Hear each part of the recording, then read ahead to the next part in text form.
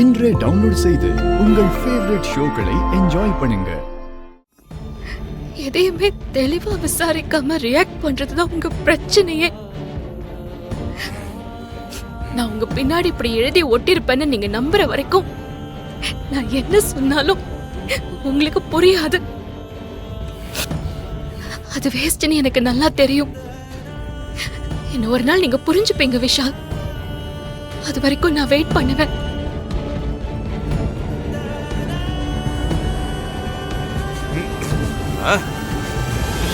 எதுக்கு எடுத்தாலும் பாவமா முகத்தை வச்சுக்க வேண்டியது.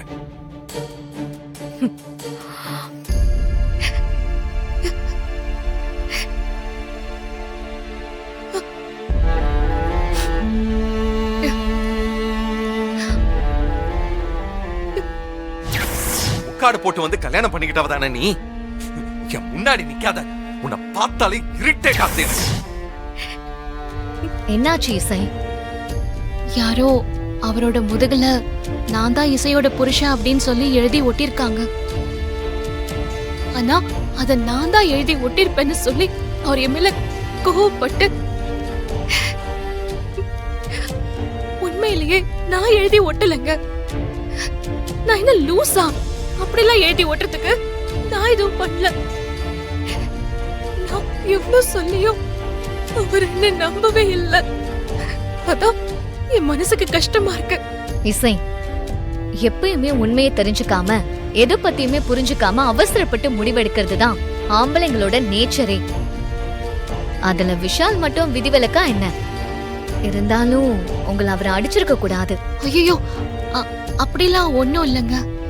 அடிக்கிறதுக்காகவாவது அவர் கை என் மேல பட்டுச்சே, அதுல எனக்கு ரொம்ப சந்தோஷம்தான். ஏன் ப்ரோ, இசைதான் உங்க சட்டப்பிரணை எழுதி ஒட்டினாங்கன்னு உங்களுக்கு எப்படி தெரியும்? அவ ஒட்டாம இந்த காரியத்தை வேற யாரு பண்ணிருப்பாங்க? இசைக்கு என் மேல பயமே இல்ல. கொஞ்சம் இடம் கொடுத்ததும் என்னையவே அசிங்கப்படுத்திடுவா. எவ்வளவுதான் கோவமா இருந்தாலும் கட்டின பொண்டாட்டிய கை நீட்டி அடிச்சதுக்கு உங்களை தான் எல்லாரும் தப்பா நினைச்சிருந்திருப்பாங்க. நீங்க என்னன்னா இசைதான் உங்களை அசிங்கப்படுத்தினாங்கன்னு சொல்றீங்க. தப்பு ப்ரோ. நான் யூஸ்வலா யாருக்கும் அட்வைஸ் எல்லாம் பண்றது கிடையாது. நீங்களே கொஞ்சம் யோசிச்சு பாருங்க. அத்தனை பேருக்கு முன்னாடி ஒட்டினா நீங்க கோவப்படுவீங்கன்னு இசைக்கு தெரியாதா என்ன? அப்படி இருக்கும்போது எப்படி அவங்க இப்படி ஒரு காரியத்தை பண்ணிருப்பாங்க? என்னடா உங்க பர்சனல் விஷயத்துல ஓவரா மூக்க நுழைக்கிறேன்னு நீங்க நினைக்க வேண்டாம். சச்சா, அப்படியெல்லாம் ஒண்ணு இல்ல ப்ரோ. இசை எப்ப என்ன அண்ணன் கூப்பிட்டாங்களோ அப்பவே எனக்கு அவங்க தங்கச்சி ஆயிட்டாங்க. நான் அந்த உரிமையில சொல்றேன். நீங்க அடிச்சதும் அவங்க பேசாம போகும்போது தெரிய வேண்டாமா அவங்க இந்த சீப்பான காரியத்தை பண்ணலன்னு? நீங்க வேணும்னா பாருங்க, இன்னும் கொஞ்ச நேரத்துல உங்களை சமாதானப்படுத்துறதுக்கு அவங்களே வருவாங்க. அவ்வளவு பாசம் வச்சிருக்காங்க உங்க மேல. தப்பு பண்ணவங்க தான் சமாதானப்படுத்தவும் செய்வாங்க ப்ரோ.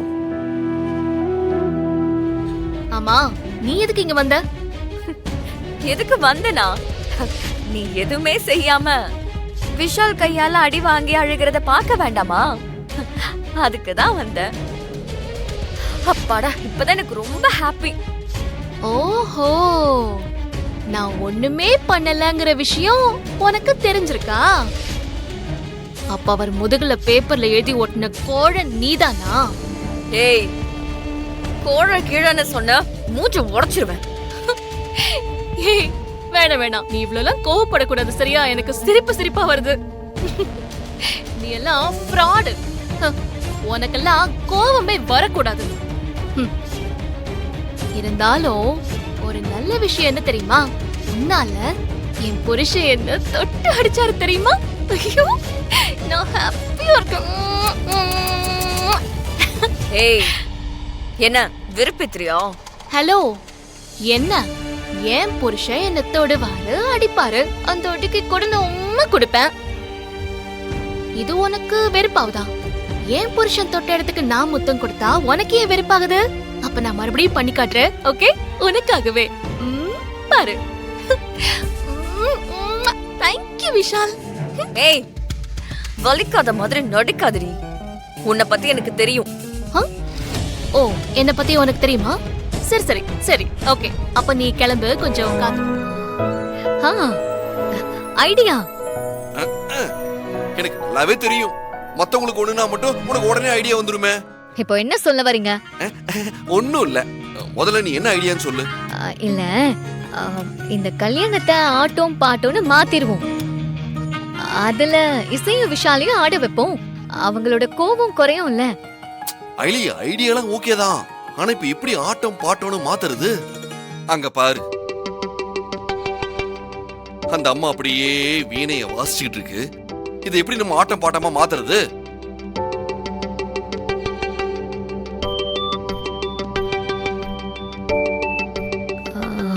அதுவும் கரெக்ட் தான். இப்ப எப்படி மாத்துறது?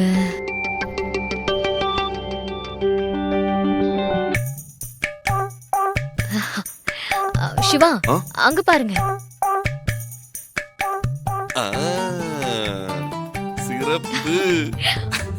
தாய் மாமா இவரை வச்சு ப்ளே பண்ணிட வேண்டியதுதான். சரி, நான் போய் அவரை கூட்டிட்டு வந்துடுறேன். பாய் தாய் மாமா, தோ வரேன். ரொம்ப டேஞ்சரான ஆளா இருக்கீங்க நீங்க ரெண்டு பேரும். கொஞ்ச நேரத்துக்கு முன்னாடி தான் வாயை மூட்டு கம்முன்னு உட்காருன்னு சொன்னீங்க. இப்ப என்னடானா கூட்டு வந்து டான்ஸ் போட அதை போட சொல்றீங்க. ஆளை விடுங்கடா சாமி, நான் வரேன். தாய் மாமா, போடா. வேற வேலை இல்ல உங்களுக்குலாம். ஏண்டா என்னை பார்த்தா நீ இழுச்சவாய மாதிரி தெரியுதா?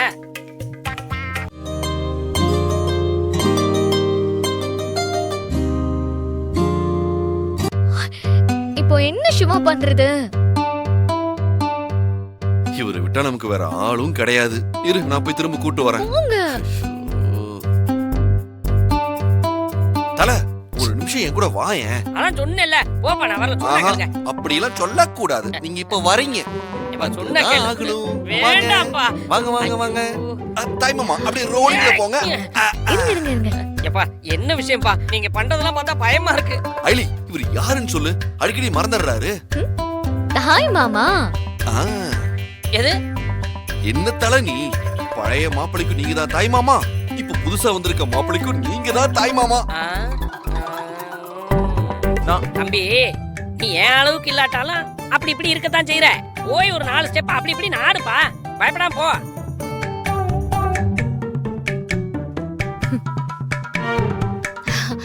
சார், ஆக்சுவலி சாரி சார், அவருக்கு ஆட தெரியாது சார். அத சமாளிக்கிறதுக்காக தான் உங்ககிட்ட ஆட வேணாம் அப்படின்லாம் சொல்லிட்டு இருக்காரு. ஏய், யார பார்த்து ஆட தெரியாதுங்கற? உங்களுக்கு தான் ஆட தெரியாதுன்னு சொன்னேன், பின்ன எனக்கா? எனக்கு ஆட தெரியும்.